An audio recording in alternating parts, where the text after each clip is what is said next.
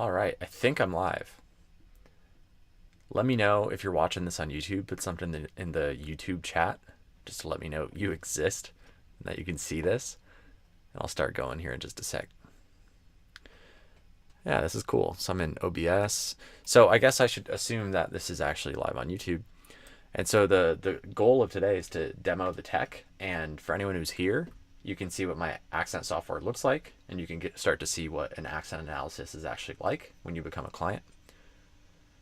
So on the left, you can see I've already got preloaded this audio and transcript, so I can click on things so we can hear. I'm a senior software engineer at Amazon. And I have permission to share this. This is from an actual client that I helped. I'm a senior software engineer at Amazon. I'm from Brazil originally. So I really want to confirm before I dive in if this is actually visible on YouTube. Let me check here on the Instagram chat too. Is anyone able to join on YouTube? Has anyone successfully seen it? Ideally, leave a comment over on YouTube so I can see that you're actually there. But let me know here if you're having any issues on Instagram as well. Let me see if I can open the YouTube stream here.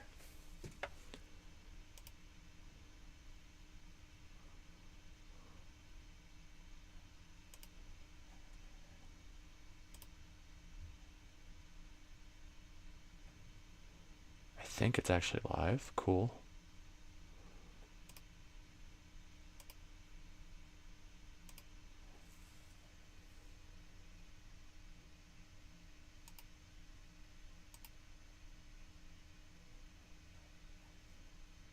Okay, I think I'm actually live.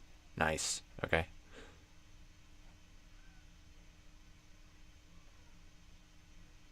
This is pretty cool. There's a lot of stuff.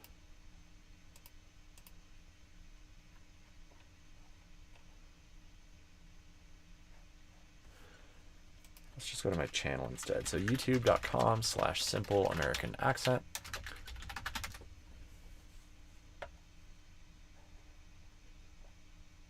Yeah, you can see the live there. Nice.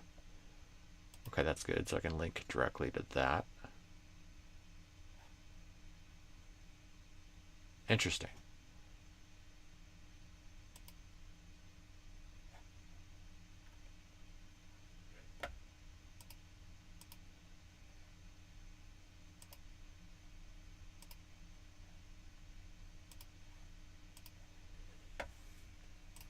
Okay, so let me know if you can see this. It looks like we have at least one viewer on YouTube. Can you put in the chat if you can actually hear me? If you're here, just let me know you exist. That would be super helpful, just to make sure the tech is working. And I'll dive in here.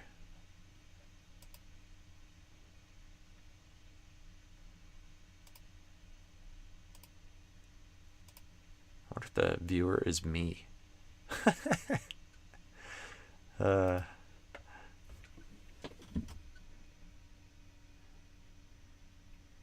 Are you guys able to join on YouTube? Let's see here. Comment YT or YouTube to join on YouTube. All right, well, I'll just start talking. I guess I can watch the YouTube replay later. So I'll assume things are working, and that'll work. All right, so let's dive into this demo. So on the right, we have stats. One of the things I annotated a lot was T versus TS, which I now think I'm kind of over specifying. I don't think it's really that big of an issue. So I'll probably update that at some point in this demo. The next most common issue is kit versus fleece. That one's solid. That one's the thing almost all my clients mess up. And we should be able to hear some examples of that. So let me filter down to that. So now the words in yellow on the left are words where there was a kit versus fleece issue. And what that means is kit is the vowel target. So it's a e vowel sound, kind of like e fechado do português.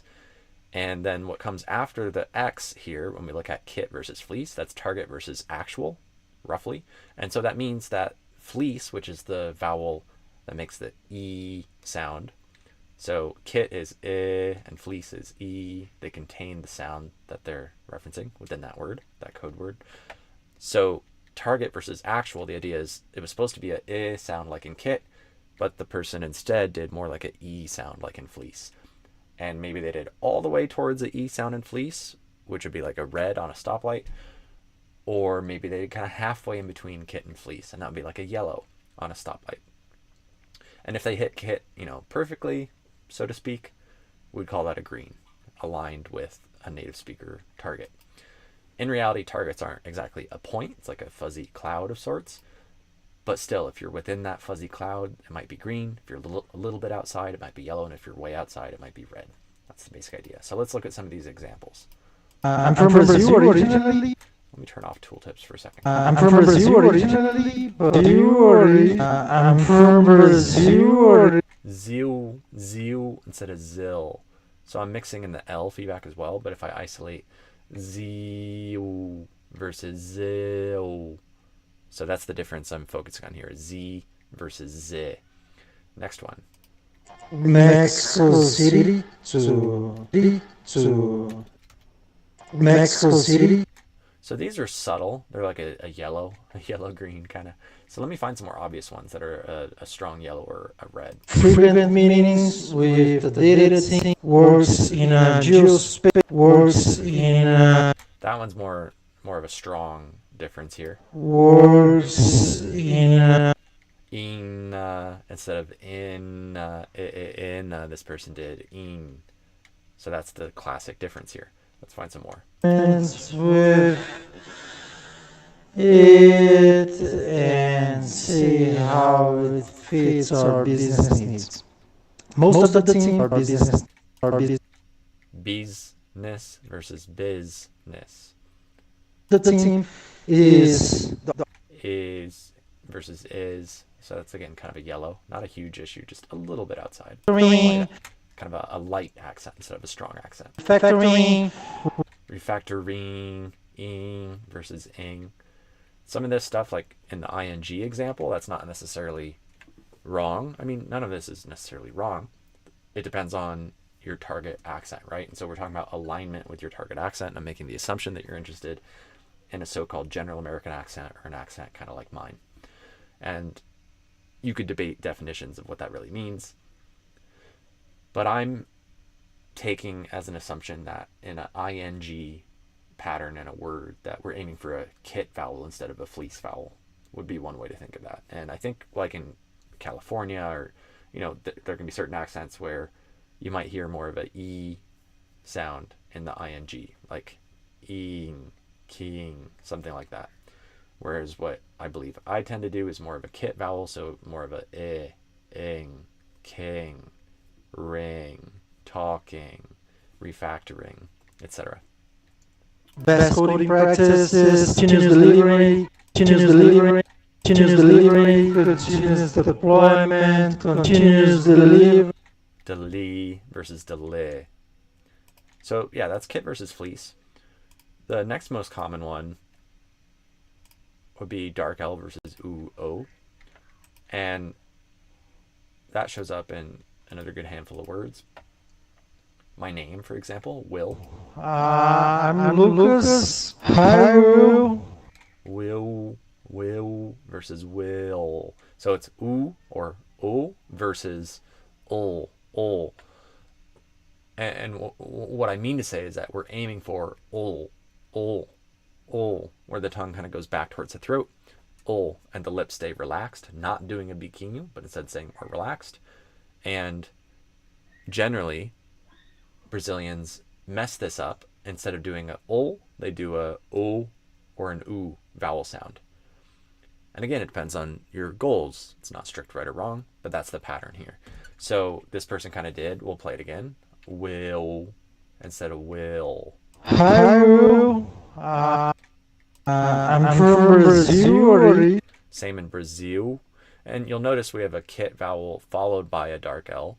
And so sometimes these accent issues or deviations, whatever you want to call them, kind of cluster together. So like in both will and Brazil, we have potentially a lot of Brazilians would mess up both the kit versus fleece, and they would also mess up the dark L versus oo/o. So instead of a il pattern, you'll often hear a e oo pattern, ew. So will instead of will, and Brazil instead of Brazil. Technical, technical, co, it's almost an O vowel sound. O, technico. Whereas what I would do is technical, technical. So you could apply this to the other things on here: multi-region, little bit, and so on. Let's see, R.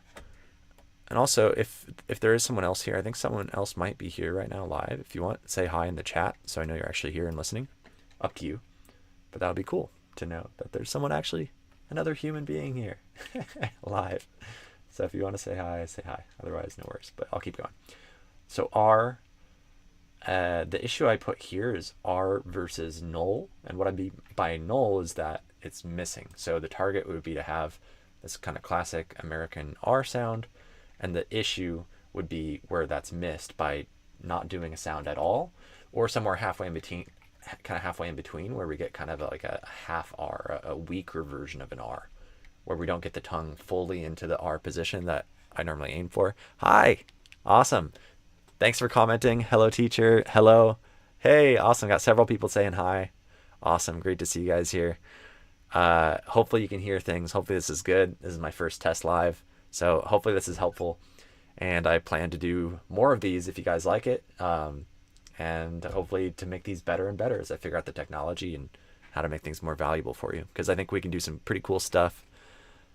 Tô na conta do YouTube da minha esposa, enjoying the class of it. Awesome. But yeah, I think this will be a really interesting way to help you guys for free. That will lead to me also getting more clients and create kind of this sustainable machine that's good for everyone, whether you're benefiting for free or becoming a paid client and going deeper. This is kind of giving you a taste of what it's actually like to be a client. And so I can just show you how I help people. And then if you want me to help you like what I'm showing you here, then you can do that. Or you can just, learn from what I show. So that's kind of my idea. I think it'll be a kind of a good win-win for everyone if I can get this to work well.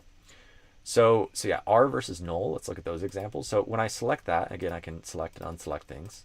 So each one of these yellow or purple words on the left, there's some sort of accent issue, whether it's a vowel or consonant issue, or a prosody issue, which is like rhythm, melody, stress, or potentially something else that's, maybe like a vocab, grammar, language issue. That's vowel and consonant issues are in yellow on the left, and everything else is in purple, basically.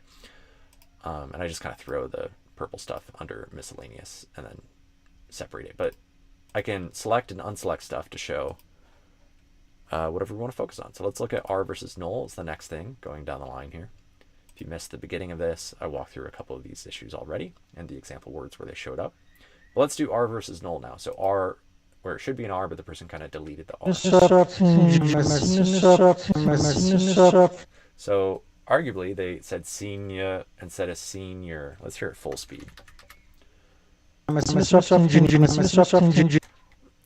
As I listen to this now, I kind of question it. Maybe it's not needed. I was being, you could say, conservative or aggressive, depending on how you want to label this, in what I annotated to some extent. So we could make an argument that one's fine, but it's still annotated. I work at a max. Now this one is more obviously out of the native speaker target range. I work at a max. So it kind of said wook instead of work.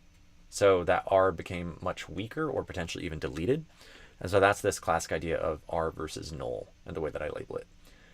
So we want to aim for kind of this ehikaipira, like porta, but this fairly like strong R sound. For the way I do the R, there can be multiple ways to do the R, but I believe the middle of my tongue goes up, the sides of my tongue touch my upper teeth on the inner edges of those upper teeth on the sides. And then the tip of the tongue might actually be kind of low, or it's at least not like high. And it's this kind of weird bunched position. And so it's this kind of maybe unnatural or complicated tongue position, but you can learn it. And it's really common to miss it a little bit, not quite get all the way there. And this is something I struggled with as a native speaker, by the way. I had a phonu when I was in grade school, when I was growing up, who helped me learn how to say my R's in English. My last name is Rosenberg, which has 2 R sounds. And I said them kind of like a weaker R or maybe a W, kind of like Wozenburg. And then I eventually learned to say Rosenberg. So that's kind of the same issue here. Instead of work, they're saying wook, wook. The next one is sorts. Do all sorts of Again, instead of sorts, kind of said sorts, sorts. Next is regular. programming, regular software program, Regular. Let me regular software program, regular software program. Let me turn on tooltips. I think they dropped the Y as well. I probably annotated that. Let's see. Yeah, maybe the first R became a W, then they dropped the Y, and then they dropped the R, basically. Regular software programming, regular software programming, regular software programming, regular software. Kind of a wagla, wagla. The first R is kind of a hybrid of R and W, I think. It's not a super, it's not all the way to like a W, but I think there's something going on with the R, where maybe there's a different lip action happening that's making it, to me, sound a little bit like a W. And then they're dropping the Y. There's a hidden Y between the G and the U in regular. So instead of reg or regu, I say reg, gya. So not g, but gya. Reg, and then lur. I don't say l, I say lur. So that's the issue we're focused on here, is the R versus null, but I'm mixing in a couple of other issues. Speaking of which, let's take that approach now, because this is often what I do with clients. We start potentially looking at the most frequent issues, the most frequent targets, the most frequent issues. So based on frequency of the targets / issues underneath each target, which is how these statistics here on the right are sorted by default. But then we can also say, okay, but let's look at all these words over here, and let's just see what words jump out at us as potentially important for your career. You know, in this case, the client's a senior software engineer at Amazon. And so there's certain words they might need to say every day, like authorization, authentication. And so we could say, okay, well, let's see what they messed up there. So if I turn the tooltips back on, and we can see what I annotated. Under authorization, I claimed it was a wrong vowel and TH versus T. So let's hear that, see what happens. Authorization, authentication, authorization. So I might even update this, which I can do. Authorization. Actually, I have to be logged in as an admin. This is a demo version.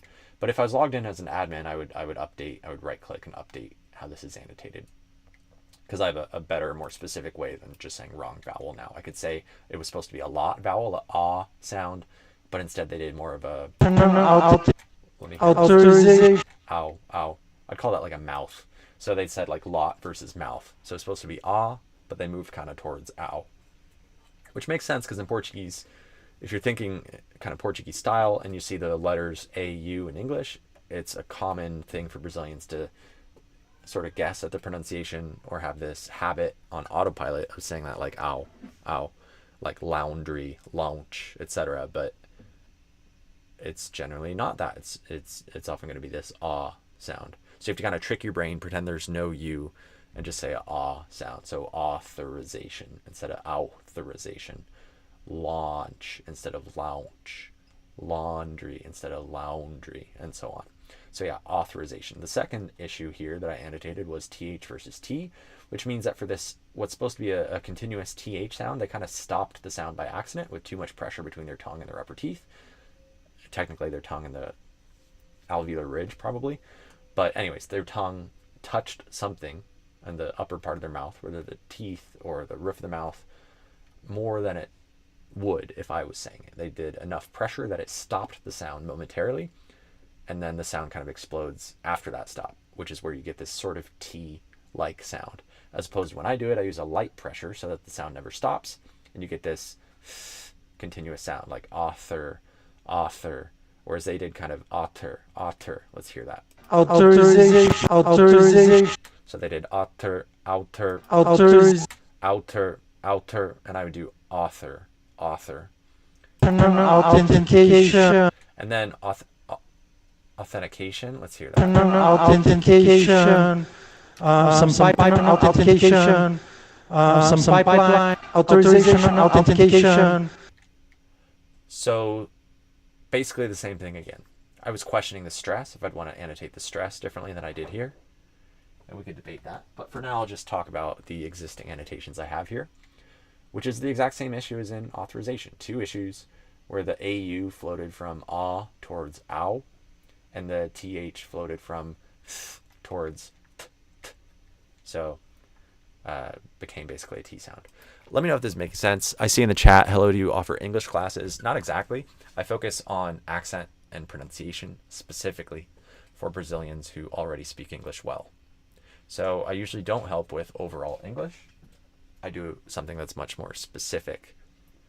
And so that's great for the minority of people who need that. But yeah, it's not what the majority of people on the internet or in the world are looking for. So it's a very specific, focused kind of work that I do, which is, yeah, accent coaching, pronunciation coaching, looking at the sounds of how you speak, the vowels, the consonants, the rhythm, the melody, the stress, and not so much which words to say. That's more of the language part or the overall English aspects, which is kind of outside the scope of which sounds you're saying. Does that make sense? So with that said, I'd say 90% plus of my focus is on the sounds, accent, pronunciation, but maybe 10% or less is whatever clients need, as long as it's reasonable. So when I am helping clients who are already pretty advanced in English, sometimes I'll still help a little bit with the language side of things. If they, for instance, let's see here, there's probably something that I annotated here. Actually not with this client, but oftentimes with clients I'll annotate something where it's like a grammar vocab thing where it's like atypical word is one of the annotations I currently have, where it would be like maybe they were supposed to say on the internet, but they said in the internet. So I'd go over the word in and right click and annotate it and say atypical word choice. And then we could have a quick little conversation of like, okay, there were these 5 words in this 3-minute audio where a native would say this word, but you did this word, and here's why. But the main focus, again, you know, I'm going to have 93 words that are annotated in terms of accent stuff. And that's, a lot of these words have more than one annotation. So it's 100 plus annotations, and maybe a couple of them are going to be about language stuff. So yeah, that's my focus. So I think that's good enough for the demo for today. There's other cool stuff in this app that I could show you. But yeah, this app is something I built, and it's something I use with my clients. If you want to become a client, if you want me to help you analyze your accent, your specific accent, like you were seeing me walk through today with this existing client's audio, then there should be a link in the YouTube bio, or you can go to my Instagram page. There's a link in the bio there. Actually, I guess it's not my YouTube bio. If you're watching this live, there should be a description for the YouTube live. And in that description, I think I'd put a link to simpleamericanaccent.com/1on1m. And that's the link for the current one-on-one special offer that I have, where you can buy 2 months of one-on-one accent coaching and get 1 month free. So instead of the normal price of $3,000 for a 3-month cycle, you only pay $2,000 and you save $1,000. And as you'll often hear me say, if that's not affordable for you right now, don't worry about it. This is not a high pressure sales thing or anything like that. This is just if you can afford it and you want this help, it's optional. This isn't required for survival. But if you can afford this and you want to polish your accent, then come on in. And as long as we both feel like it's a good fit and I think I can help you, you think I can help you, we both seem to enjoy working with each other as we talk, you know, start testing things out, then yeah, we can do that. So it's a fairly laid back process, but hopefully that special offer makes this a little bit easier to say yes to. And if we need to test something out with a single call, or start with 1 month, or do some even free accent feedback real quick, assuming you're the right fit, of course, because I can't do that with everyone, of course. But if you seem qualified, then potentially I could give you, you know, some quick tips and stuff, and then we can de-risk things if needed, or we can just hop straight into the 3-month offer if you're ready to start. And that's part of why I'm starting to do these YouTube lives, is so I can help people see my process, so you can see os bastidores, so you can see what's going on the inside, and then it's less scary to jump on the inside if you want to, or you don't even have to. You know, there's kind of those two paths. You can see what I'm doing here and apply it to yourself. Hopefully it'll genuinely be useful for you. And then if you're like, can you do it for me? Can you just like analyze my accent for me? Can you tell me what I'm messing up so I have more confidence in my specific mistakes? Then yeah, I have offers for that. All right, so I think that's good enough for today's demo. Great to see some of you here. Thanks for joining. And let me know if you want more help. And I plan to do more of these lives. Let me know if you liked it. Let me know if you have feedback. Let me know if you have ways to make this more awesome. Giovanna slash Giovanna's husband, I think you said. Uh, let's see, who would that be? I'm trying to remember who you are. I probably know you, right? Anyways, Giovanna slash Giovanna's husband says: Bom demais ver os bastidores, Will. Fico feliz, tamo junto. Fico feliz que você gostou. And let me know if you want more of this. I'm planning to do more of it. Hey, Leo, how's it going? Uh, hey, Leo, you want to try something crazy? Just mix this in beyond the software. I know you'd message me on Instagram. If you want, we could try something crazy. If you want, totally optional, but you'd mentioned maybe participating. We could start testing out live accent analysis, kind of, but with like pre-made audio. So what I'm thinking is, we've already talked via DM a lot. If you want, Leo, totally optional. But while I'm here live, I can stay on for a bit. If you want to send me just like a 10-second audio, 15-second audio, 30-second audio, whatever, just like saying literally anything, talking about potatoes or what you did today or your career or literally anything. It doesn't matter. I just need some speech from you.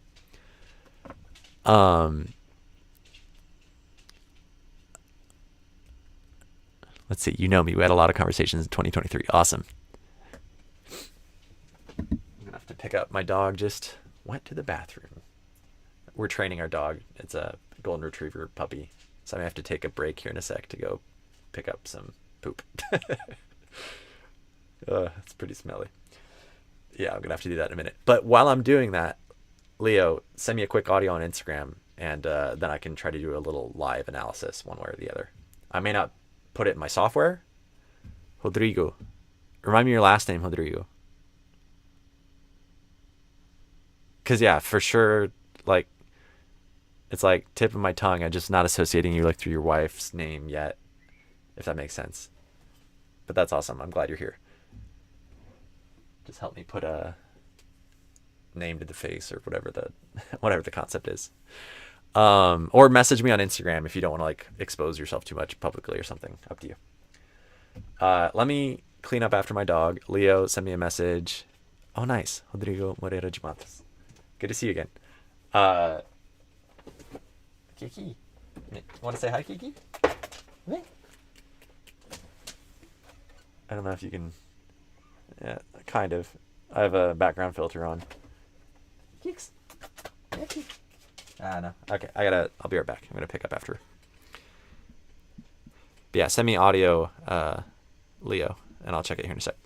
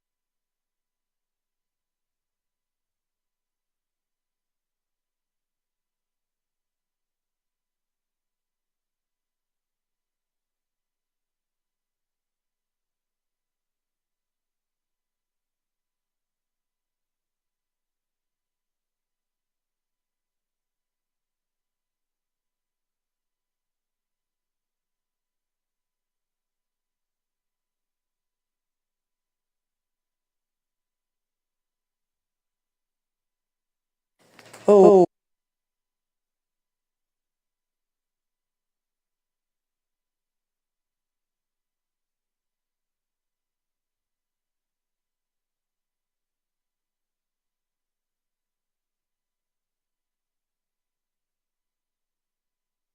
Okay, so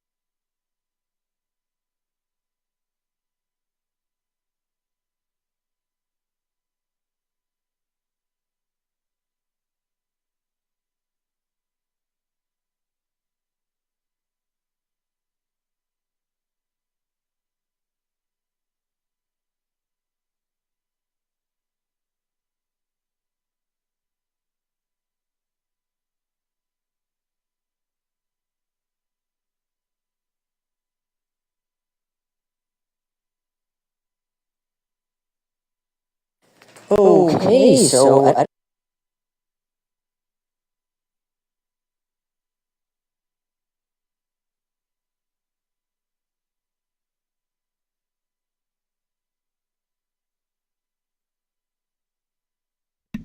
Oh wow, I forgot to unmute my mic. So you guys on YouTube were not hearing me. Hey, that's how that's why we do these tests, right? It's learn how to use the tech. So now you can hear me on YouTube, hopefully. And I am trying to get this audio set up so I can hear it. Let me double check on the YouTube how you guys are doing. Let me go back to OBS. Yeah, Leo, I got the audio. You can't hear me. Yeah, I've realized that just now. Okay, so you should be able to hear me now, and I'm working on, yep, getting the audio. So I was trying to grab it from DevTools, like kind of the fancy developer way, grab it from the network tab. And it was just taking too long to do live. I'm instantly a bit dumber as soon as I'm live. For anything I haven't done very much, it's harder to improvise. So I'm going to do this a way I'm confident I can do it fast, which would be I'll open Audacity and I'll mute my microphone again and then remember to unmute it. I'll just, because it's a quick audio, just 24 seconds. So I will just record it directly.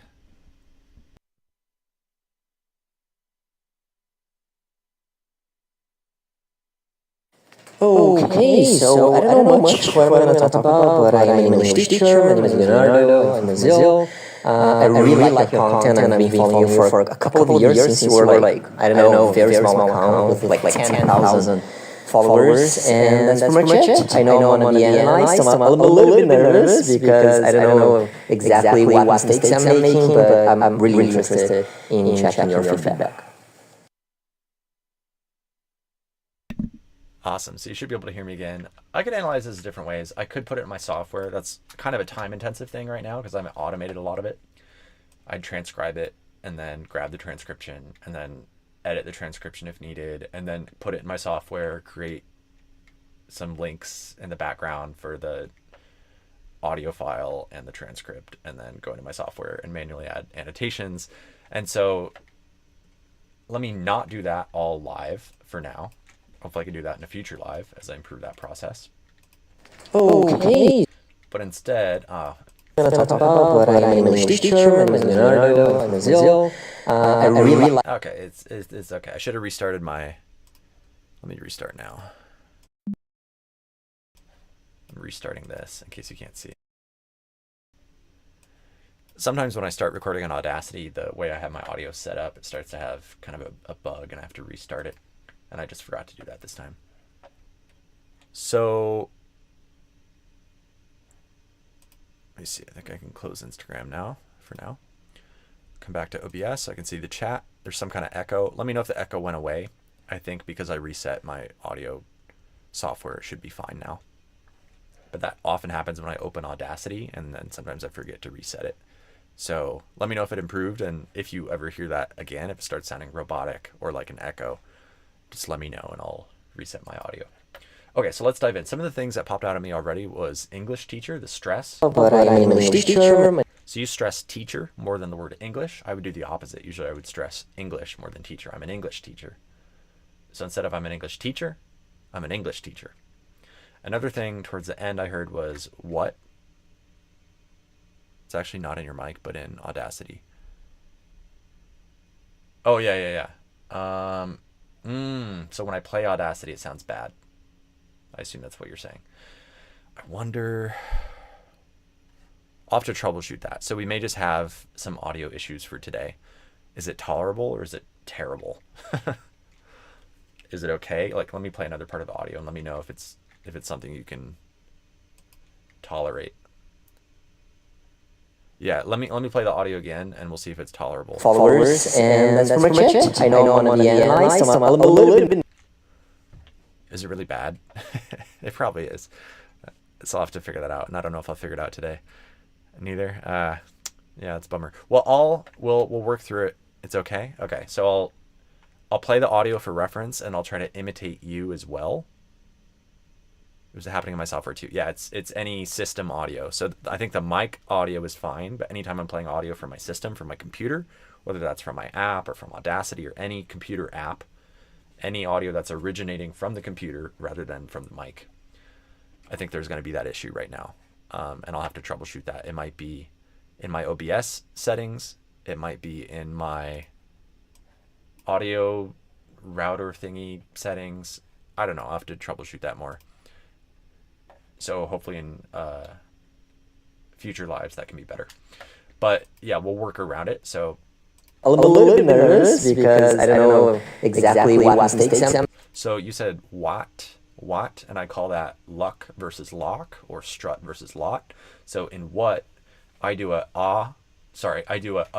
vowel and you did a vowel. So you open the vowel more than I do. And this is another common issue for Brazilians. If the audio was working better, I could record myself and we could compare it side by side. My what versus your what. Exactly what mistake. What. So this is your what. What. And you're opening it towards a what. Whereas I do what. Versus So is the target, not Let me know if that makes sense. So if you just adjust that and say what, and then we could try that in context. Exactly what mistakes I'm making. So exactly what mistakes I'm making. Instead of exactly what, exactly what mistakes I'm making. Those are the two things that jumped out at me live on my first listen. But now let me listen more and we'll see. Great point. That was insightful. Awesome. So I'm glad that despite the audio issues, we're able to pass some meaningful value to you and actually help you, because that's the most important thing. But yeah, I'll keep improving things as we go. So let me listen more to the audio and see if anything else jumps out at me. Okay, so I don't know much. So I don't know much. Maybe, and I'd question this and listen to other examples of it as I listen to you speak more, but maybe in the word much, you might have done a classic Brazilian thing, which is for the strut vowel, and words like much, fun, study, start up, the up part, or the word up by itself. A lot of Brazilians, instead of this sound, do kind of a I'd have to hear audio to imitate it perfectly. Can't quite find it right now. But sometimes it's more nasal, sometimes it's raised just in the mouth. But you might have done that in much. So instead of a much sound, you might have done kind of a much. A lot of Brazilians do like start up, somewhere in there, up, instead of up. So that's the target. Fun, run, study, start up, and this word. So I don't know much. So I don't know much what I'm going to talk about, but I am English. What I'm going to talk about, but I am. What I'm going to talk about. What I'm going to talk about. What I'm going to talk about, but.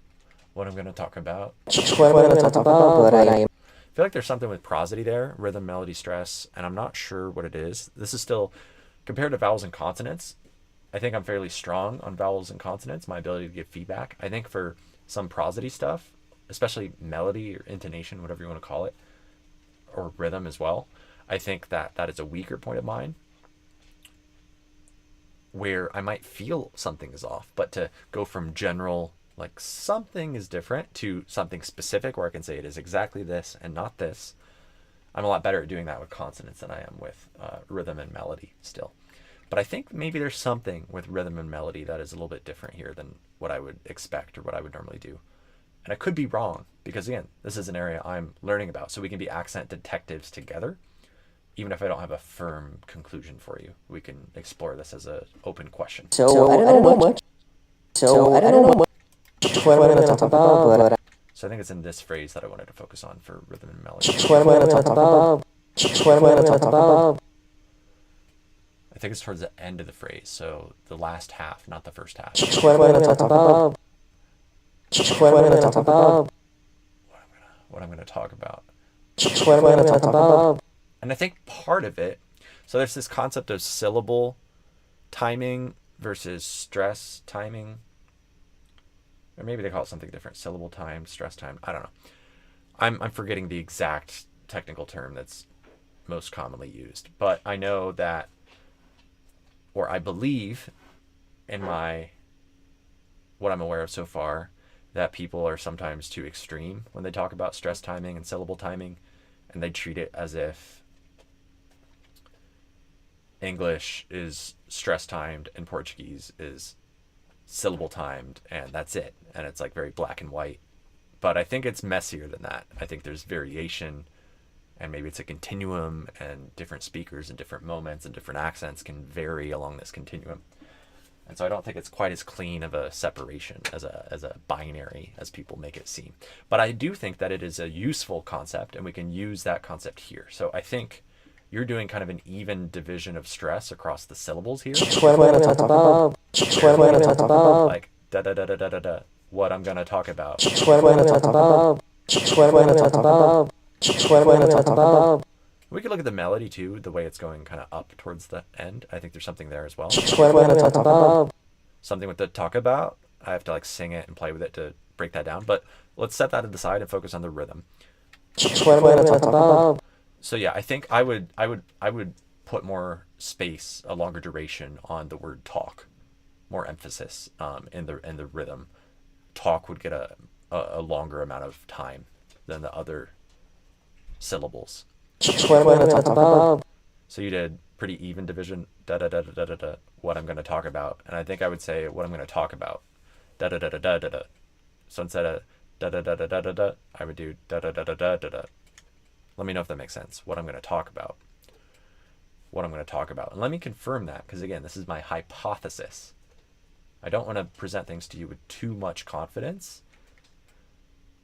So this is a hypothesis that we can test and try to disprove it and question it. And again, we could be accent detectives together.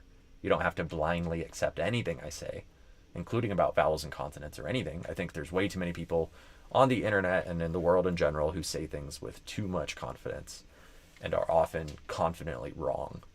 And it can be misleading and frustrating for other people. So I try to accurately represent my level of confidence whenever possible. And here I am, I'm not sure, but I think that this is a stress versus syllable timing thing. And you should, if you want to sound more like me, there'd be a tendency to give the word talk, to give that syllable a longer duration than the other syllables in this part of the phrase. And you said, maybe I should have stressed talk over about. Great point. Let's analyze that. I don't know much what am I going to talk about, but Yeah, that would be a way to think about it. So maybe you move the stress to about, and if you instead you put the stress on talk, maybe that would naturally change your rhythm. And so maybe it's not necessarily a rhythm thing. Maybe it was misplaced stress, and as soon as you stress the word talk more than the word about, maybe that would immediately fix the rhythm thing that I'm talking about. So that's a great point. So you might already naturally do the rhythm thing fine, and you just put the stress in the wrong word. And again, I may be adding too many caveats, but I'll add it, at the risk of over communicating, just to try to be a little more careful and rigorous in my communication. I don't know for sure if talk needs to be stressed more than about, but that's, again, a hypothesis. Let me think about that. Okay, so I don't know much what I'm going to talk about, but What I'm going to talk about? I don't know what I'm going to talk about. I don't know what I'm going to talk about. I don't know what I'm going to talk about. I don't know what I'm going to talk about. I think my confidence is increasing that I would stress talk more than the word about. So that's what I would recommend, but we can try to disprove it. One of the ways we could check this stuff, by the way, I'll show you guys a resource, which I use with clients all the time. Go to youglish.com. Should probably be doing this in a private window, but you know what? Let's do that just so I can start enforcing best practices on myself. So I'm going to close that and we'll go to Youglish, and I'll open my, if we need my app again, I'll open it in here and log in from here.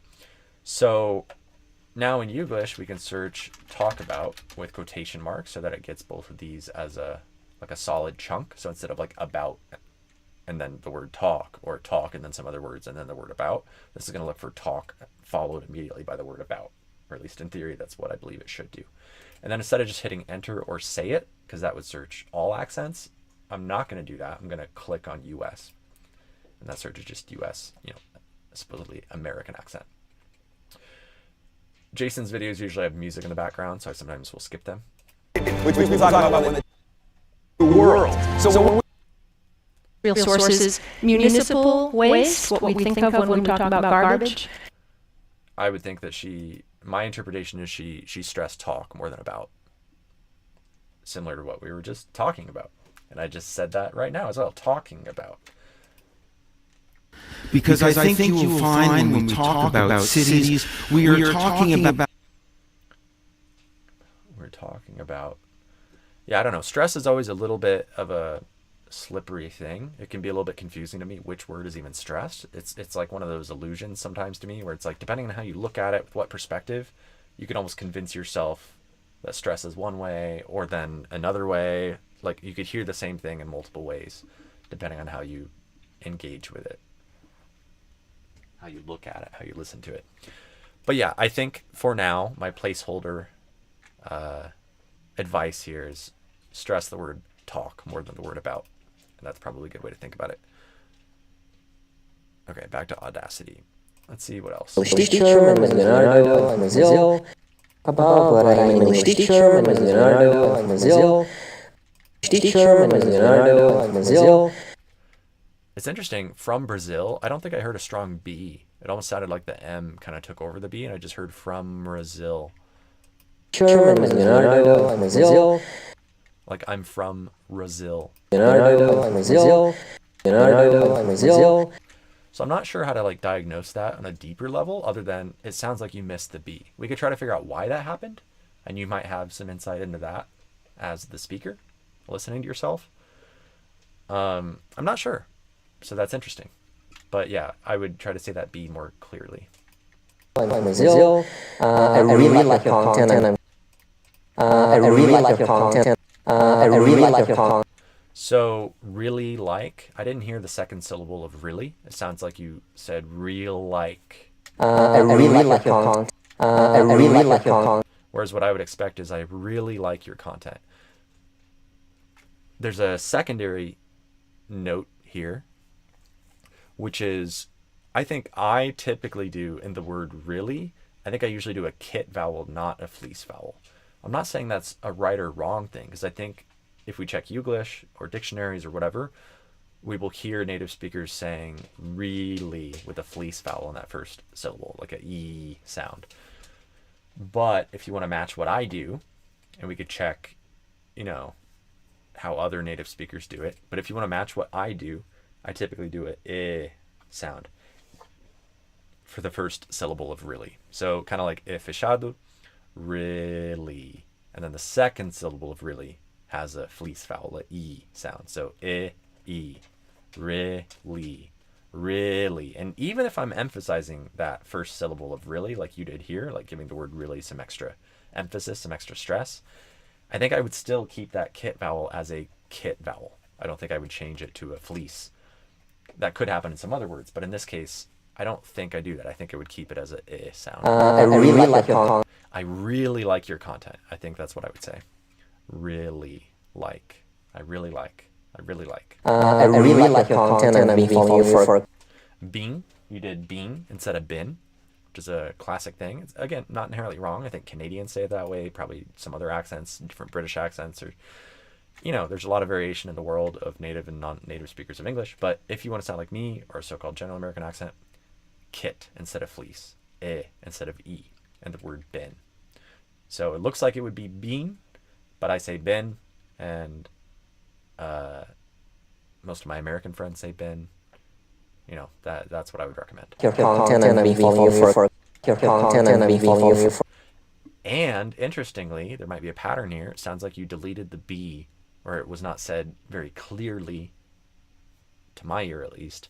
It sounds like you deleted the B not just at the beginning of Brazil, but also at the beginning of Your content and I've been following you for. bin. So I've been Your content and I've been following you. I've been as opposed to I've been, or if we add the vowel adjustment, I've been. So again, similar to the word Brazil, I'm noticing that you could say the B more clearly. I really like your content and I've been following you for. So instead of I really like your content, or instead of I really like, it becomes I really like. Instead of I've been, it becomes I've been. So I really like your content. I've been. I really like your content and I've been following you for a couple of years since you were like. Following you for a couple of years since you were like. Optional thing, saying couple of years. It's definitely not wrong to say the word of with that kind of full pronunciation that you did, where we can hear that V sound. A couple of years since you were. But it's also, just so you're aware, very common for native speakers to drop that V sound in certain combinations of words. So the word of sometimes literally just becomes I ate the whole bag of chips. Instead of chips, I might say chips, bag of chips. And here it's A couple of years since you were. a couple of years. I might say a couple of years, a couple of years. So it's not a right or wrong thing. It's just an alignment thing or a probability thing. If you want to speak clearly, if I'm speaking very clearly and intentionally enunciating things, I might say that V sound intentionally for clarity. But if it's just an everyday normal sentence and I'm not intentionally emphasizing that word for clarity, I think I would tend to drop the V. A couple of years since you were like, I don't know. A couple of years since you were. The word since, I think you also moved from kit towards fleece. So instead of since, I heard since. So aim for sit, kind of like fechado, since. A couple of years since you were like. I don't know, very small account. Small, you did a Z instead of an S. So instead of very small, I do very small. So small instead of small. I don't know, very small account with like I don't know, very small account with like 10,000 followers, and that's pretty much it. I know I'm on the end. Followers, and that's pretty much it. I know. Followers, and that's pretty much it. I know I'm on the end. So I'm followers, and that's pretty much it. I know I'm on the end. Pretty much it. I know. What I'm checking is your T sound at the end of it. It might have floated a bit towards kind of a TCH or CH sound, whatever you want to call that. And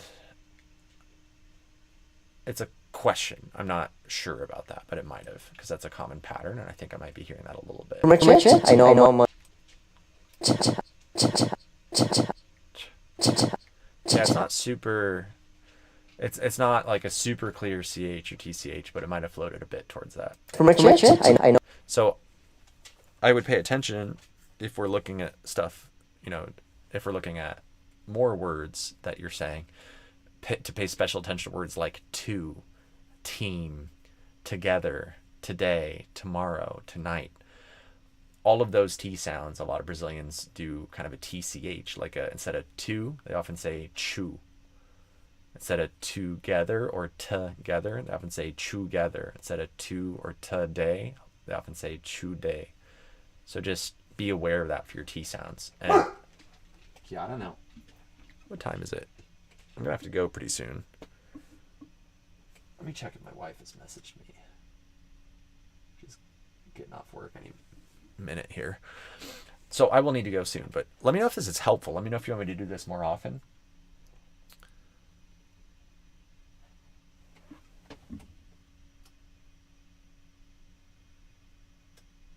Check in Instagram to see if anyone commented stuff before I lose that. If you guys are on Instagram, check the pinned comment. You just comment YT or YouTube. You'll get a link to join the YouTube live where I'm reading comments there. I'm not really paying attention to the comments on Instagram, just scrolling through briefly now, just in case there's something important. But I think we're good. Okay, let me see if I can go through a little bit more. We're almost at the end of the audio. Followers, and that's pretty much it. I know I'm on the analyze, so I'm a little bit nervous. I know I'm on the analyze, so I'm a little bit nervous. I know I'm on the analyze. I know I'm on the analyze, so I'm a little bit nervous. The analyze, so I'm a little bit nervous. Yeah, sorry the audio is a little weird, but we're making do. Leo says, I don't know about the others, but it's been incredibly helpful to me. Awesome. Yeah. My focus is always primarily on the person I'm helping. And then secondarily, as a bonus, whenever possible, the hope is that it helps others too. And I think in a lot of cases that will happen naturally, but I'll also try to intentionally, when possible, help show how things are relevant to other people as well. But yeah, my main focus is for it to be helpful to the person that I'm actually responding to, which is you in this case. So that's most important. But anyone else who's here, let me know if it's helpful for you as well. Because oftentimes it is, because a lot of these patterns are, you know, over the last 7 years of me helping Brazilians get closer to an American accent, I see the same patterns over and over and over and over.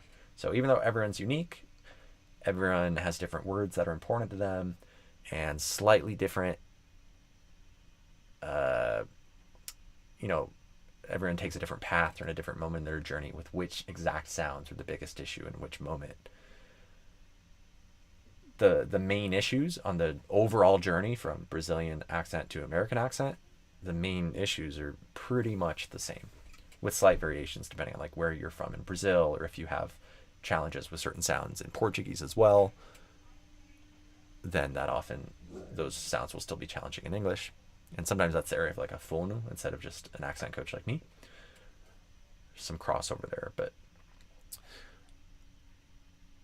and yeah, the mistakes are super in common across many people. All right, let me keep going, see if I can get through the audio. Don't know if I will or not, and I'll have to go pretty soon, but let's see. Followers, and that's pretty much it. I know I'm on the analyze, so I'm a little bit nervous because I don't know exactly what mistakes I'm making. We talked about what versus what earlier. Exactly what mistakes I'm making, but I'm making.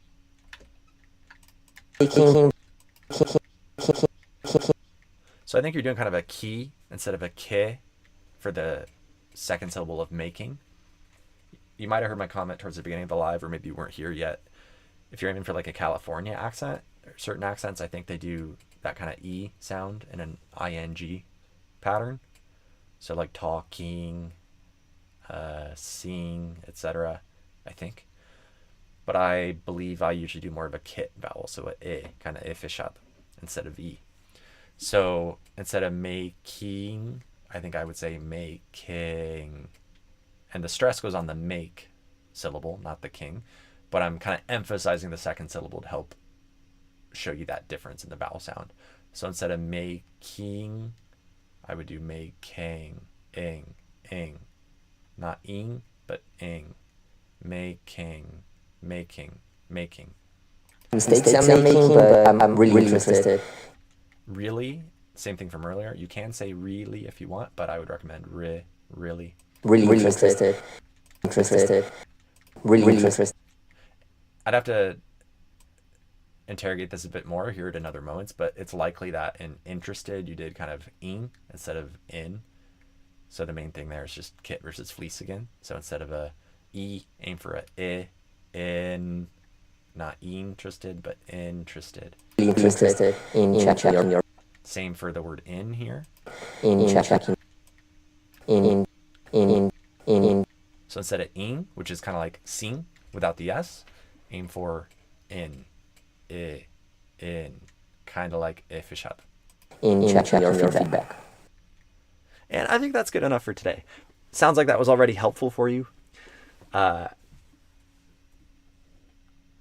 you for volunteering, offering to send some audio and allowing me to analyze this. Let me know if I can turn this into content, if you'd be okay with me like publishing this on Instagram or anywhere else as well, because maybe I can clip this. Or any of you who are watching this, by the way, if you want to clip this or any of my YouTube lives, go ahead. And if you want, tag me in it, or you don't have to, but if you thought this was valuable, if you want to share it, if you thought something was interesting, that would be awesome. If you want to, make a clip and post it somewhere or something. Let's see. Leo said, my final paper at college, among other things, was about the contrast between the vowels from bit and beat. And as I can see, it's something I still struggle with. Don't worry, you are not alone. Yeah, it's kind of funny, right? Like I have a PhD in this, or I did this paper in this, but I still struggle with it. And that's super common. You're not alone. I sometimes joke about like an example I give is, and this could sound, how do I put this? I'll just give the example. I don't mean anything. I'm not talking about anyone specific, but it's just an interesting contrast of like intellectual, conceptual knowledge, analytical knowledge is important and valuable. But there's also that difference between knowing about something versus being able to do the thing. And I think that's the interesting contrast to always be mindful of. And so sometimes to help talk about that contrast, the example I give is, imagine someone who has a PhD in bikes, whatever that means. They know everything about bicycles, the history, the manufacturing, the physics, the name of each piece, how the design has evolved over time, blah, blah, blah, blah, blah. But they can't actually ride a bike. If they get on a bike, they're scared, they fall over. They don't know how to ride a bike. They've never ridden a bike, but they are an expert conceptually, intellectually. They know so much about bikes, but they can't ride it. So that would be taken to an extreme, really knowing about something and really not being able to do the thing. But then we can look at the opposite extreme. Imagine like an 8-year-old kid who barely even, or maybe even a 4-year-old kid, a 3-year-old kid, maybe 2-year-old. I don't know how the youngest age that a kid has been able to ride a bike. I don't know. That'd be interesting to research. But imagine some young child who barely even knows the word bike. They're like still learning language, and they definitely don't know about the history of bikes and the manufacturing and the physics of how to balance something and the math, and they don't know any of that, but they can ride a bike. They get on it, and maybe they don't even know how they do it. They don't know how to explain it, but they just get on, and their body kind of knows how to balance. They have that muscle memory or whatever, the intuition, whatever it is. Maybe they can't describe it. Maybe it's not a super conscious process that they've analyzed and interrogated and created labels for, but they can still do it. And so I think that's something important to think about as we go on this journey with language and accent, is there's these kind of two important areas, and you want to make sure that you're not over prioritizing one at the expense of the other. And at the end of the day though, and I'm gonna have to go here, so I'll wrap this up, but I think doing is most important and knowing is in support of doing. Now, that depends on your value system. You can see that differently, and you can do whatever you want, of course, with your own life. But I think when it comes to, if your goal is real life, everyday conversational results with your accent, being able to actually speak in a different way in real life situations, then let's solve on that. Let's reverse engineer for that. And that kind of by definition is about doing. It's about performance and not necessarily about analysis and understanding. And so if a parrot can just copy the sounds and maybe doesn't even consciously know like labels and tongue anatomy names and what exactly they're doing physically, but if they can just do it, they've already got the result in a way. And so if we can be more like parrots, and we don't always have to know the explanations for things and the reason why and the names and the labels and the theory, but if we can just do it, then in a way that's almost a shortcut, or like the theory becomes kind of optional. So if you can imitate something, if you can hear it, if you can hear a word or a sound and then copy it and get really, really close in your imitation, even without knowing how you do it or what your tongue's doing, amazing. That is the result we're aiming for. But now, if you are running into challenges, if we realize there are some gaps that you either are aware of or become aware of, and we notice you're not quite getting the results you want as you're attempting to kind of take this direct imitation shortcut, now that's where, yeah, we might need some conceptual support. And that's kind of why my job exists, is to shine the light on those gaps, those differences between your current accent and your target accent, which is the general term accent, but then zooming into the specific components. So like this vowel sound, the beginning of your vowel sound was different than the beginning of my vowel sound in this specific way. And that's where we take this big, vague concept of accent and make it operationalized, actionable, big fancy words to say like we can actually do something about it. So I think that's where the conceptual stuff can sometimes help, is if we struggle to do the thing, we can zoom in, we can break it apart, we can look at it from different angles, we can even learn about like tongue positions and anatomy and different different things to support. But yeah, focus on doing. So don't worry about the bit versus beat. You did a paper on it, but you struggle with doing it. You're alone. It's normal. I see you gotta go. I gotta go too. Just wanted to offer that concept. Thanks again for volunteering. Have a good night, guys. If you want one-on-one help, check the link in the description and the YouTube video here, the YouTube live. There should be a link in the description to get my one-on-one coaching offer.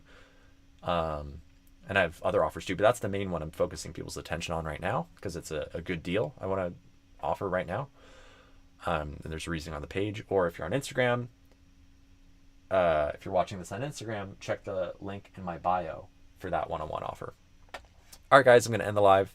Thanks for hanging out.